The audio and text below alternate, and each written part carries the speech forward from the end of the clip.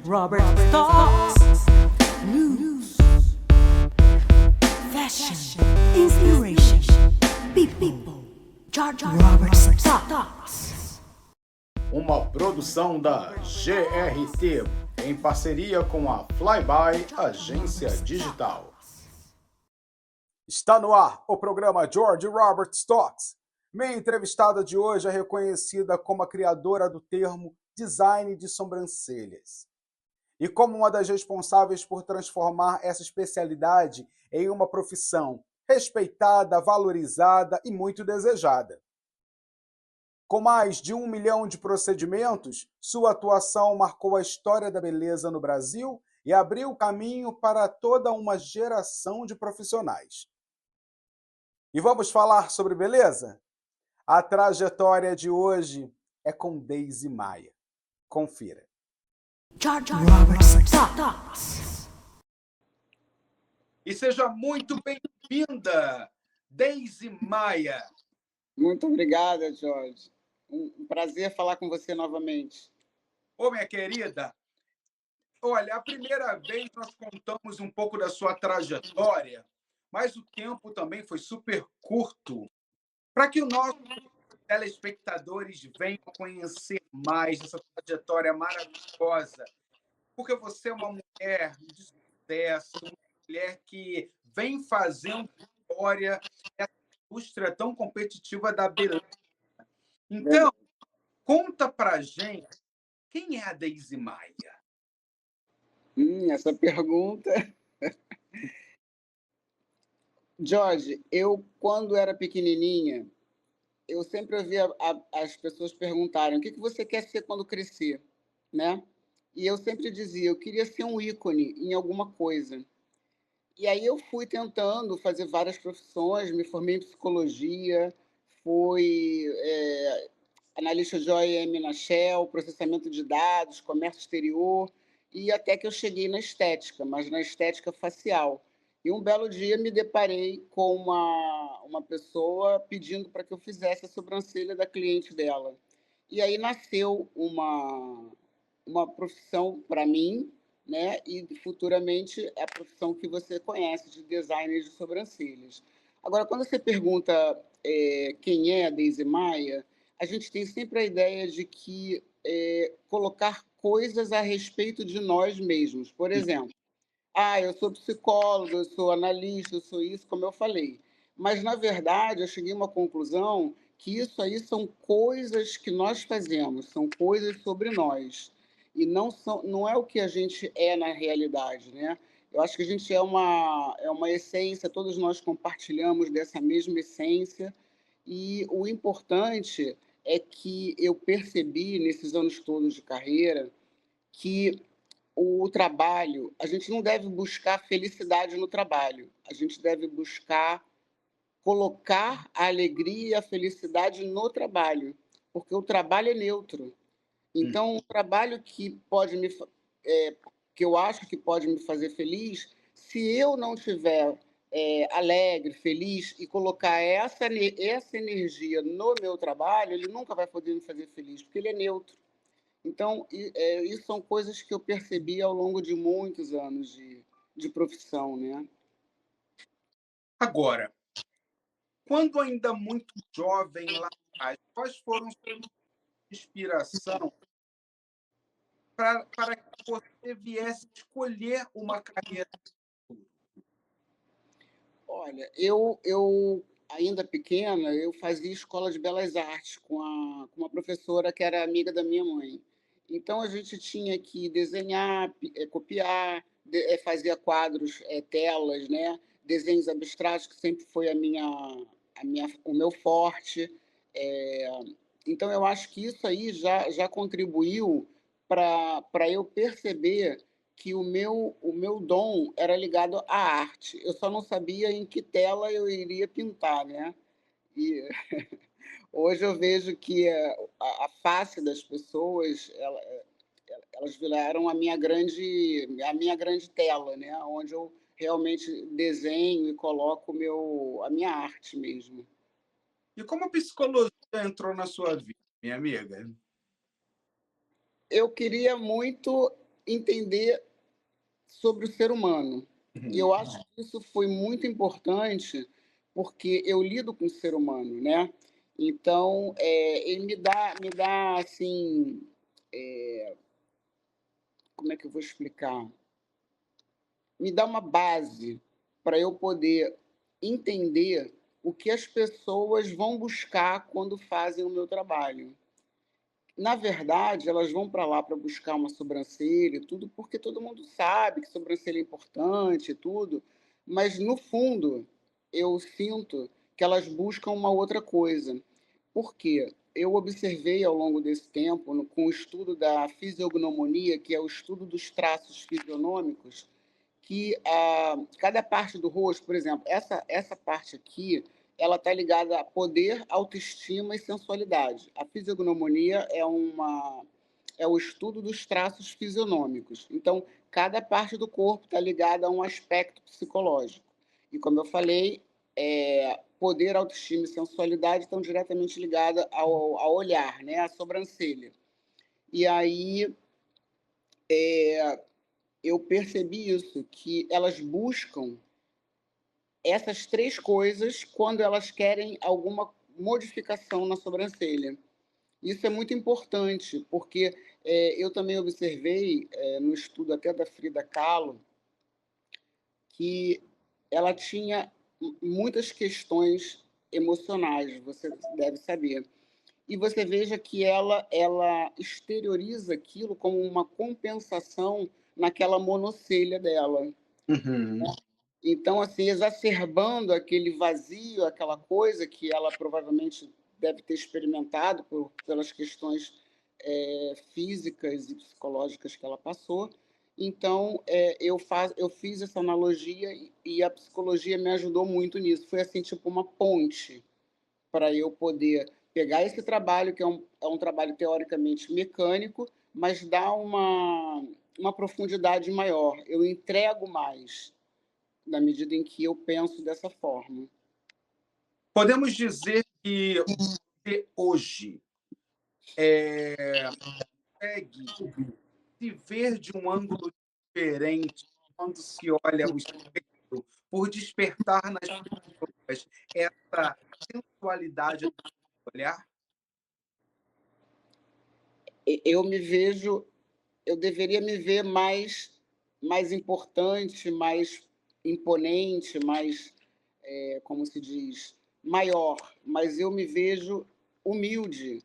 Por quê? Porque eu tenho a certeza de que esse meu dom eu recebi. Uhum. Eu não foi uma coisa que eu criei, o próprio método de desenho que eu desenvolvi, ele veio para mim, não foi uma coisa que eu pesquisei, calculei e fiz e depois registrei. Eu registrei no livro sim, mas foi uma coisa recebida, então eu tenho muita humildade com relação a esse poder todo que as pessoas veem que eu tenho ao fazer uma sobrancelha e transformar essa parte interna delas. Daisy, como você se sente como a pioneira nessa indústria, como designer de sobrancelhas e tendo várias outras profissionais à procura para sanar algumas dúvidas relacionadas a esse mercado? Eu me sinto bastante envaidecida, me sinto feliz por essas pessoas estarem sustentando as suas famílias com essa arte e vejo que cada vez mais as pessoas foram entrando no mercado a partir da minha exposição. Por quê? Porque, como eu te falei, eu larguei um serviço federal para trabalhar com isso, e 10 anos trabalhando com isso, todo mundo me criticando, eu fui exposta pelos jornais, pelo The New York Times, pelo Le Figaro, por todas as mídias nacionais, Ana Maria Braga, Galisteu, Clodovil. Então, houve uma exposição minha e do meu trabalho. E aí essas pessoas me têm, quer dizer, me tinham na época, as pessoas que começaram, como uma referência. E aí eu realmente me sinto envaidecida, é a palavra. Bom, você citou alguns programas de televisão e a gente não pode esquecer que também, gente, imagina, o Jô Soares com uma produção atrás da... E querendo quem é a Maia? Uma mulher que a New York Times já estava ali falando sobre, também a embaixadora aqui dos Estados Unidos, a dona, foi através dela que tudo se desencadeou e as pessoas começaram a ficar naquela expectativa do encontro com Daisy Maia, estúdio Daisy Maia. Bom, a criação do estúdio, como surgiu esse projeto? Hoje vou ter o meu estúdio, e que é muito consolidado no Rio de Janeiro, atendendo a muitos artistas e a vários profissionais. Conta para a gente do projeto e consolidar o seu próprio... Eu comecei a trabalhar na minha casa, depois eu fui trabalhar numa sala alugada numa academia, somente aos sábados, e um belo dia eu entrei num salão e perguntei: vocês estão precisando de esteticista? Não era nem com sobrancelha. Uhum. E aí ela falou que sim, mas o espaço era pequenininho, e eu fui lá no espaço, era tipo uma fatia de pizza, só dava a maca, eu e a pessoa em cima da maca, né? É. E aí ali foi nascendo essa questão da sobrancelha, e o trabalho, o espaço ele ficou pequeno, porque não tinha como atender. Eu queria atender mais pessoas ao mesmo tempo. Eu queria, como assim, colocava a anestesia para fazer uma micropigmentação em alguém, e nesse tempo eu já fazia uma, duas sobrancelhas. Então, eu saí, fui para montar uma salinha também no hotel Marina, no antigo Hotel Marina, e de lá eu fui para Ipanema numa sala que tinham 4 salas. E aí eu realmente vi que ali estava se formando realmente um estúdio, né? Porque essas 4 salas e mais a recepção, e eu sempre trabalhei sozinha, tá? Nunca tive assistente, nada, só tinha secretária. E ali, depois dali, eu vim para Barra, e aí o negócio foi sempre parecendo o piloto, mas no fundo ali já era o meu estúdio, sabe? Eu já tinha montado, já tinha feito o CNPJ, eu já tinha, em 2003, registrado o meu nome. Eu tentei registrar também o termo design de sobrancelhas, mas não pode. Então, eu fiz o registro da minha marca, do nome, tudo assim, pensando no futuro, quem sabe, de repente, vendesse a marca. Isso passou na minha cabeça na época, né? Então, eu me estruturei bastante com relação a essa questão de montar um estúdio. Bom, a gente sabe que tem muitas designers de sobrancelha trabalhando em vários salões, mas o seu estúdio ele é voltado somente para o designer em si e também aquele processo da criação. Sim, Explica para a gente um pouco da tecnologia que você também ajudou a trazer para o mercado. na verdade, assim, eu comecei com o design de sobrancelhas, né? Que, na verdade, as pessoas, as manicures limpavam as sobrancelhas, mas não tinha desenho, não tinha teoria, não tinha embasamento teórico algum. E a micropigmentação, ela já existia, mas de uma forma rudimentar. O que existia mesmo eram os tatuadores que faziam as sobrancelhas, e em função disso também eu me especializei na época em camuflagem de sobrancelha, porque eles faziam um desenho errado, uma cor muito forte, um trabalho definitivo, entre aspas, né? E aí eu comecei a trabalhar nessas 2 coisas, só no meu estúdio, só isso, só sobrancelha. Até pele eu dei um tempo, né, porque eu também fazia peeling, limpeza de pele, mas eu me foquei realmente na sobrancelha, desenhando e micropigmentando quando era necessário. Sendo que Uhum. agora, eu acho que esses termos eles ficaram muito banalizados, as pessoas colocam, cada uma coloca um nome diferente para dizer a mesma coisa. e isso me incomodou um pouco. Então, o que que eu pensei e criei? Vou falar em primeira mão aí para você, tá? É um conceito de full design. O que que seria isso? É o desenho do olhar. Ele vai incluir a sobrancelha, o desenho da sobrancelha, um fio ou outro numa micropigmentação, caso precise, não fazer aquela micropigmentação inteira, Uhum. e, aliado a isso, fazer um tratamento com fatores de crescimento, que são os exossomos, que a gente vai aumentar o crescimento dos fios, se for possível, claro, e com a técnica de ir deixando crescer, que também é a minha autoria, eu recupero a sobrancelha para um ponto que ela já teve ou que ela nunca teve. Porque às vezes você tem um ângulo assim, então você tem que fazer um ângulo assim, porque assim você fica triste. Então, é um conjunto de técnicas aliados à micropigmentação dos olhos, que são pontos entre os cílios, vai fazer essa expressão toda ser modificada por inteiro, como um todo. Por isso, full design. Como profissional da área, a gente sabe que tem muita gente que procura um designer para o seu próprio rosto através da arte facial. Muita gente tendo a expressão da sua própria sobrancelha, uma que fica muito levantada, fica muito baixa.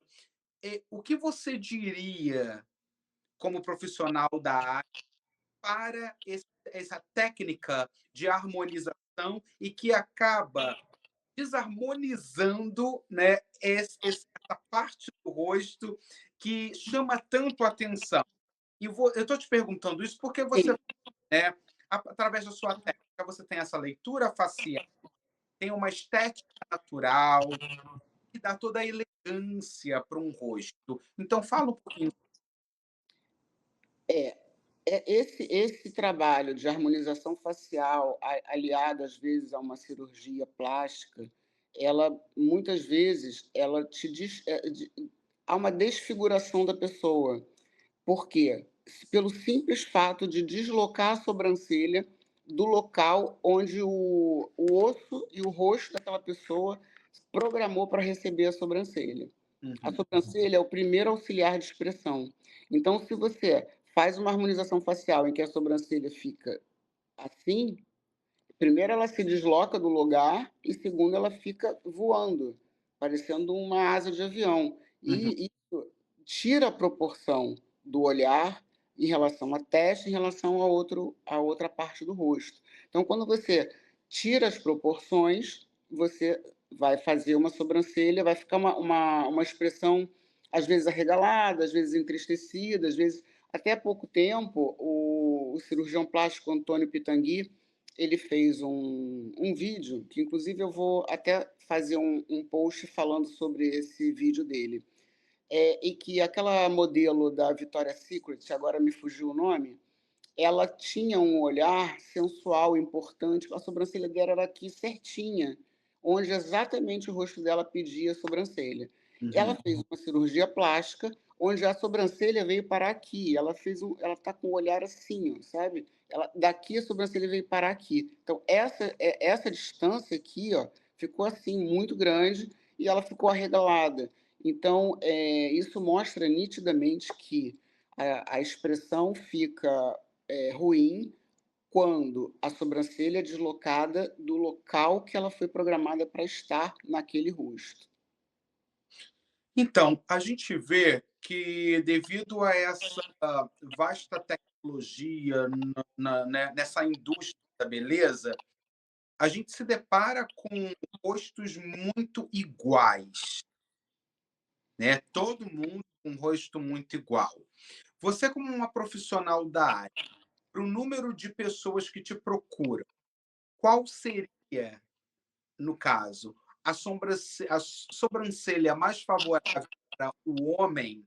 Porque para a mulher, sabe que o rosto da mulher pode ter um desenho, mas Sim. para homens que procuram e fazem muita harmonização facial, qual o conselho que você daria? O que eu observo hoje é que as pessoas estão fazendo a sobrancelha masculina da mesma forma que fazem a feminina. Uhum. Isso aí na minha opinião, totalmente errado, porque a sobrancelha masculina, ela não pode ter ângulo, ela tem que ser mais reta. Por quê? Porque dá um olhar mais agressivo, não é agressivo de agressividade, de raiva, mas é uma coisa mais potente, de mais liderança, sofistica o olhar do homem sem fazer aqueles movimentos, aqueles Uhum. ângulos. E agora eles estão tirando aqui o final, aí embica a sobrancelha para cima, afasta a sobrancelha. Ontem eu estava num restaurante e no meu lado tinha um casal. O rapaz, muito bonito, mas a sobrancelha dele, a pessoa que fez, ela tirou todo o início da sobrancelha e o final da sobrancelha e embicou. Então ele estava assim com uma expressão desfigurada. Estava estranho, que fica estranho uma sobrancelha mal feita, entende? Mais ou menos isso. Uma sobrancelha não muito bem feita por uma outra pessoa. Temos Daisy Maia, gente, aí, ó, fica na tela, a rede social da Daisy, para que vocês possam procurá-la. E ela tem o estúdio dela no Rio de Janeiro, mas também para você que está fora, está visitando o Rio, quer ir ao Brasil. Eu só falo para brasileiros cidadãos do mundo. Entre em contato com Daisy Maia e ela vai dar aquele toque especial, você se sinta mais elegante e com um olhar favorável. A gente vai para um rápido comercial, mas a gente volta já. George Robert Stocks. Tem dificuldade em dar conta das demandas do seu negócio e ainda ter que cuidar do design e comunicação? Na Flyby Agência Digital, a equipe atende os seus desafios, cuida do seu design, conteúdo digital e do seu website, para que você foque no que realmente importa. Conte com um parceiro que se molda às necessidades do seu negócio, ajudando a você transformar sua presença digital em forma profissional e transparente. Vamos cuidar do seu digital? Fale com a Flyby.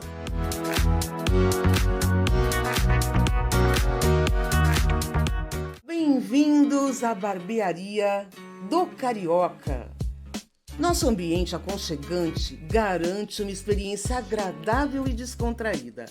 Cortes de cabelo a partir de R$ 45 e cabelo mais barba por apenas R$ 80. E também oferecemos vários serviços para ajudá-lo a encontrar o estilo que melhor se adapta a você. Venha nos visitar e experimente nossos serviços excepcionais a preços acessíveis.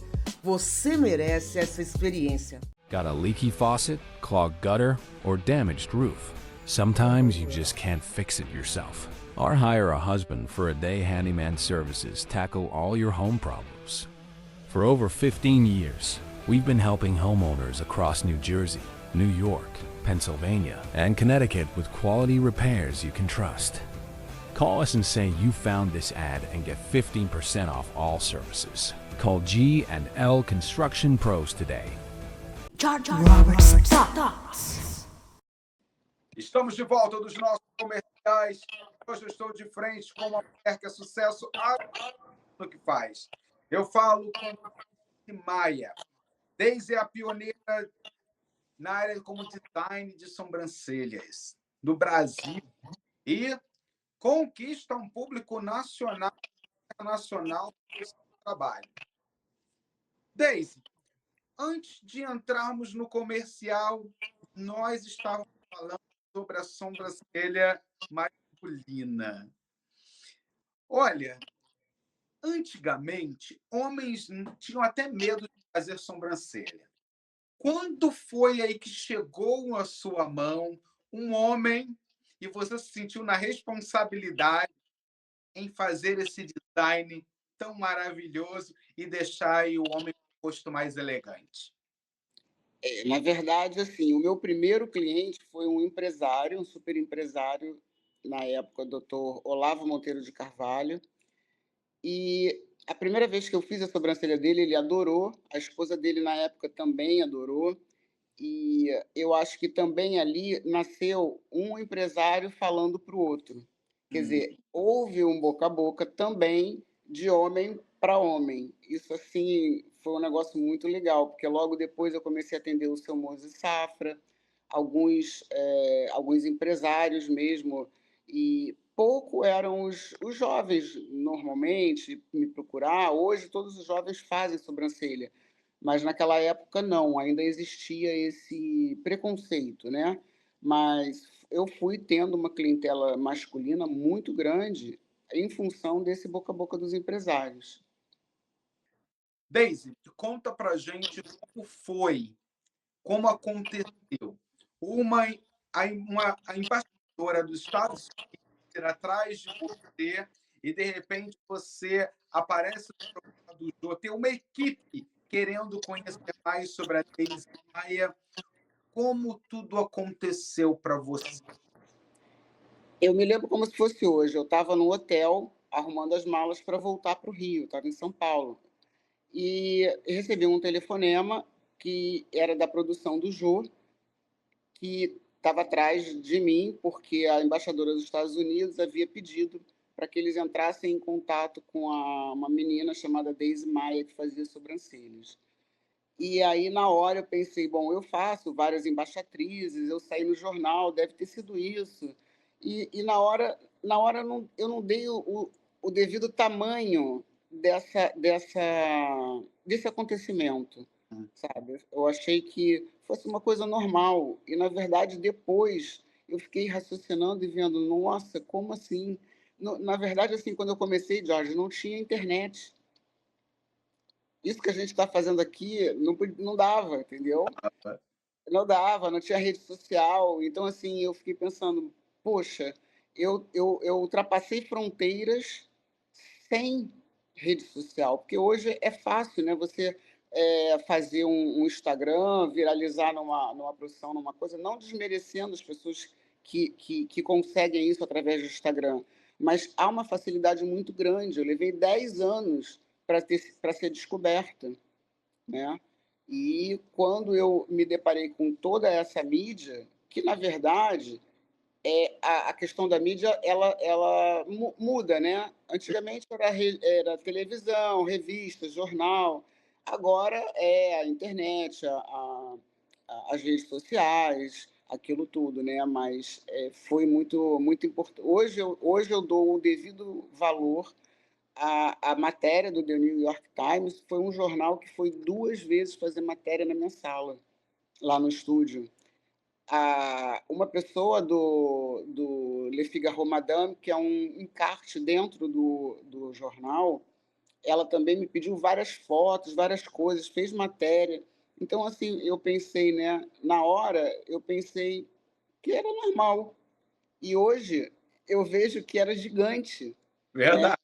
Era gigante. E aí, outro dia, eu fiz um bate-papo com uma pessoa que ela vende sobre mentorias e tudo, para a pessoa dar a mentoria, né?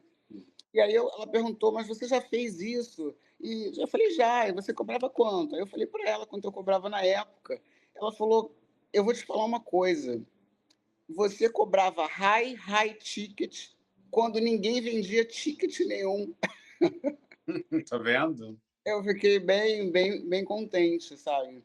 Por isso que hoje eu procuro assim vários cursos de várias pessoas e tudo, mas no fundo, se eu sentar quietinha e seguir a minha intuição dentro da rede social hoje, me posicionando como sempre me posicionei, eu vou conseguir o que eu quero hoje, que é ter a mesma projeção no digital que eu tive no presencial. Por quê? Porque eu vou ajudar mais pessoas nesse ramo.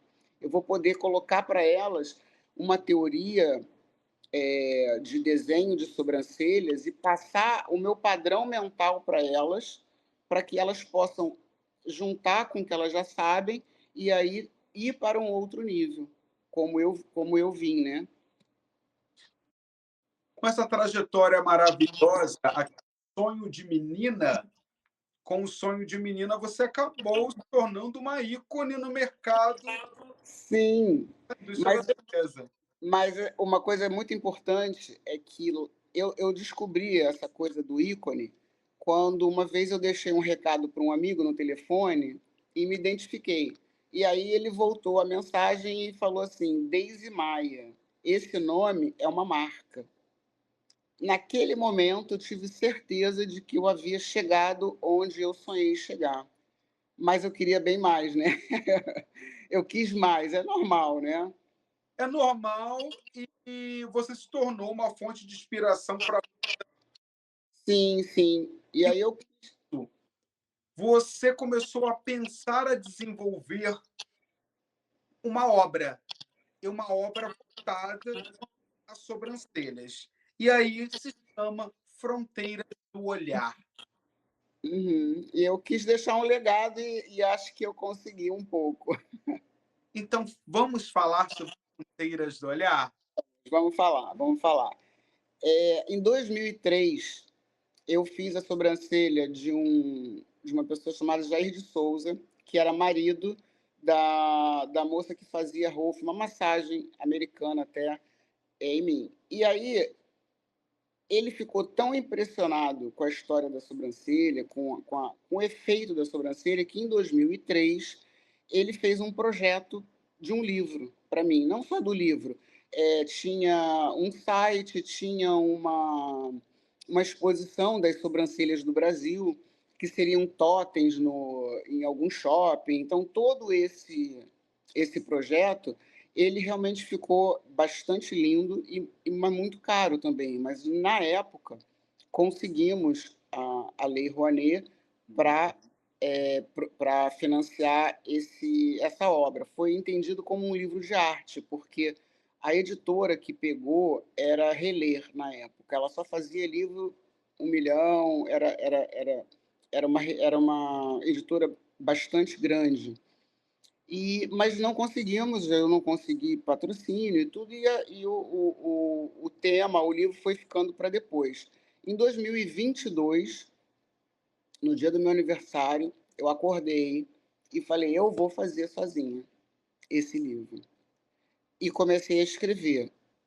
Então, eu levei 22, 23, 24, 25 e vou lançar agora ano de 2026. Então, na verdade, a confecção dele, eu levei 4 anos, tá? Ele não tem nada de inteligência artificial, é tudo escrito por mim mesmo.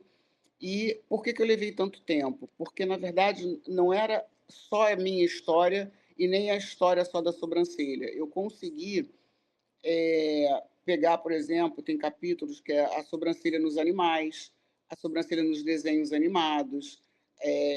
Eu visito a história da arte com a Mona Lisa. Por quê? Porque a Mona Lisa, o Leonardo da Vinci, existem dois caminhos. Uma que era realmente uma mulher que ele retratou e outra que era o autorretrato dele. E aí a minha teoria é que é esse do autorretrato. Por quê? Isso tudo eu vou explicando no capítulo, né? Por quê? Porque ele faz a Mona Lisa sem sobrancelha. Então, ele como um artista, ele teve a nítida certeza de que a sobrancelha identifica. Então, se ele não queria ser identificado, ele tira a sobrancelha e ele não fica parecendo com a obra. Isso é a minha ideia, eu desenrolo em relação a isso. E também vou visitar a filosofia. Eu faço uma mentoria com o Jacob Petrie e ele abordou um tema que é o tema do falso eu. O que é o falso eu? Existem dois biólogos, eu vou explicar isso para você entender o Jacob. Existem dois biólogos que dizem o seguinte, que nós seres humanos, nós temos a mesma criatividade, usamos a mesma criatividade para criar coisas, copo, livro, enfim, para criar um eu a parte daquilo que nós somos. Então seria o quê? Um falso eu. Se ele é a parte. E esse falso eu é quando você vive praticamente esse falso eu. Por quê? Porque você se identifica com coisas. Então, guarda isso aí, quer dizer, a pessoa se identifica com aquela sobrancelha. Então, eu alinhavo essas coisas junto com a fisiognomonia, que eu já te expliquei, que são o estudo dos traços fisionômicos. Então, eu vou amarrando essas coisas e sai um capítulo belíssimo. Por quê? Porque eu consigo dizer ali, né, como a Frida Kahlo, que pessoas mais vazias elas tendem a compensar na sobrancelha por uma identificação e uma compensação. Porque eu observei as pessoas com aquelas sobrancelhas muito grossas, muito fora do desenho, uma coisa assim grotesca mesmo, Jorge. E eu perguntei para muitas dessas pessoas que usam esse tipo de sobrancelha se elas gostam, se é isso. Elas amam aquilo, elas se identificam com aquilo. E aí eu consigo reunir essas coisas. Falo também desse mercado bilionário, né, que se formou através dessa arte, dessa profissão. E é um livro gostoso de ler, tem muitas imagens. Eu faço a Mona Lisa com várias sobrancelhas. E aí eu explico o que aquela sobrancelha na Mona Lisa passa para o outro que está vendo. Uma sobrancelha mais caída, uma sobrancelha mais assim, uma sobrancelha natural. E aí vai, é um livro gostoso de ver, de ler. Olha que interessante. Você fez psicologia, e a psicologia ajuda muito nessa sua área. Em olhar para a pessoa, você já consegue ler com Sim, muita pessoa, né? sim, sim. Muito legal. E trazendo esse material fantástico, sobrancelha, fronteiras de olhar, que nos convida a uma jornada fascinante. Gente, vale muito a pena ter o material. E para saber mais sobre o material, contato com a Deise Maia, fica na tela, o Instagram dela. Olha, deixa eu mostrar para você. Olha só. Na verdade, essa foto sou eu. A gente tirou só o nariz, né, para ficar uma coisa bacana.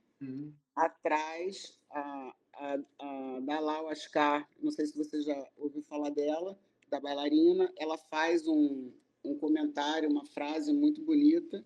E aqui dentro,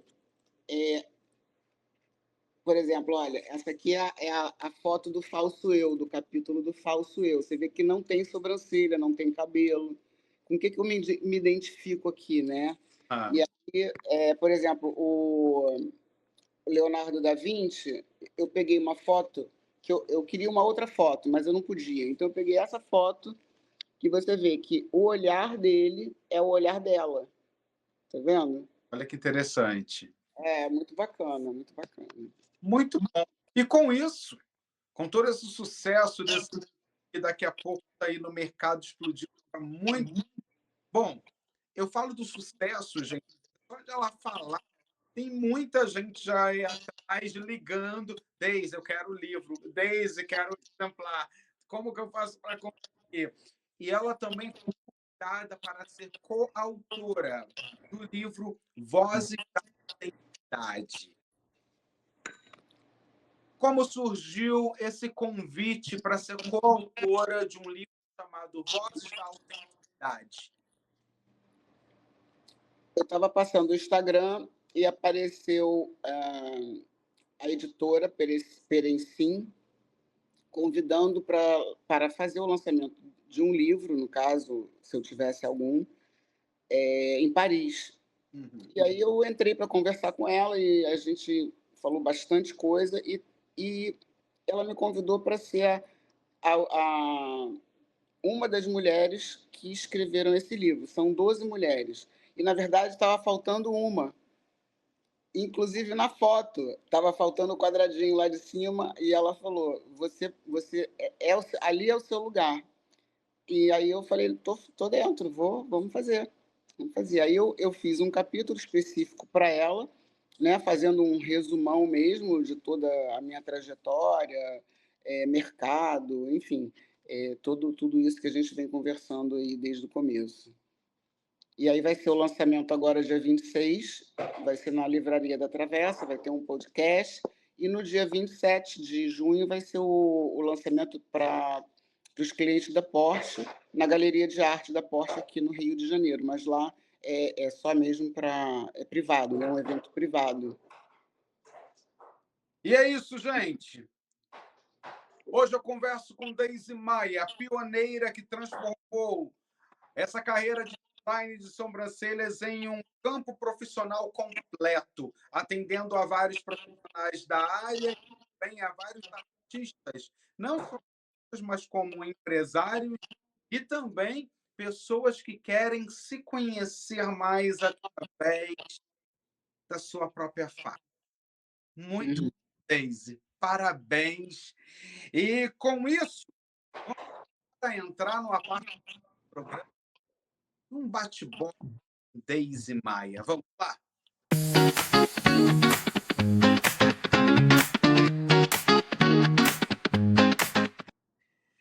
Bate-bola com Deise Maia. Deise, uma cor.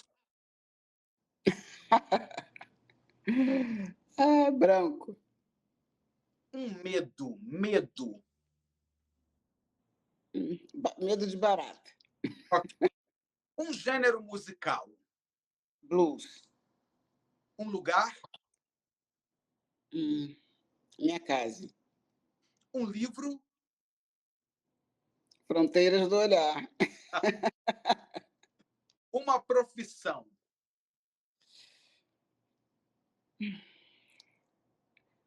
Eu sou suspeita, né?